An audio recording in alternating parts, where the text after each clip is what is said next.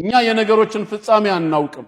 የደረሰብን ሙሲባ ተስፋ እንዳያስቆርጠን አላህ ከጀርባው ሕክማ አለው። ለሆነ ለጥሩ ነገር ነው ብለህ ቀደሩን አምነህ ስትቀበል ቀልብህ ይረጋጋል። ዓሳ አን ተክረሁ ሸይአን አለ አላህ። አንዳንድ ነገሮችን መጥላታቸው የተረጋገጠ ነው።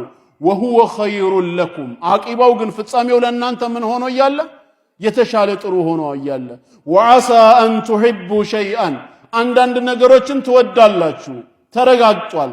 ወሁወ ሸሩን ለኩም አቂባው ግን ለእናንተ ምን ሆኖ እያለ መጥፎ እያለ። ወላሁ ያዕለሙ ወአንቱም ላ ተዕለሙን አላህ ያውቃል እናንተ ግን አታውቁም ምን ያለው።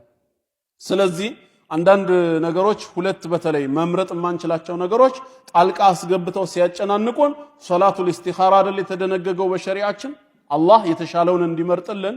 ስለዚህ ቀዳ ወልቀድርን ያመንክ ጊዜ ትግስተኛና ጡማእኒና ያለህ ሰው ትሆናለህ። እርጋታን ያወርስሃል ማለት ነው። አታውቀውም ነገ ኸይር ቢሆንስ።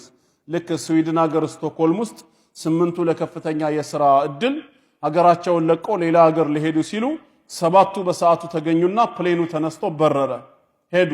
8ኛው ሲመጣ ፕሌኑ አምልጦታል። እኔና እናንተ በሱ ቦታ ብንሆን አላህ የቀደረው ነው አይደል ምንለው? ተመለስ ወደ ቤት እንለዋለን። እሱ በሰውኛ ጭንቅላት ሲያስበው አላህ እኔን በድሎኛል ዘልሞኛል ለነሱ ይሄንን ሲያስተላልፍላቸው እኔን ግን ወደ ኋላ አስቀረኝ ይላል። አይመሽ የለም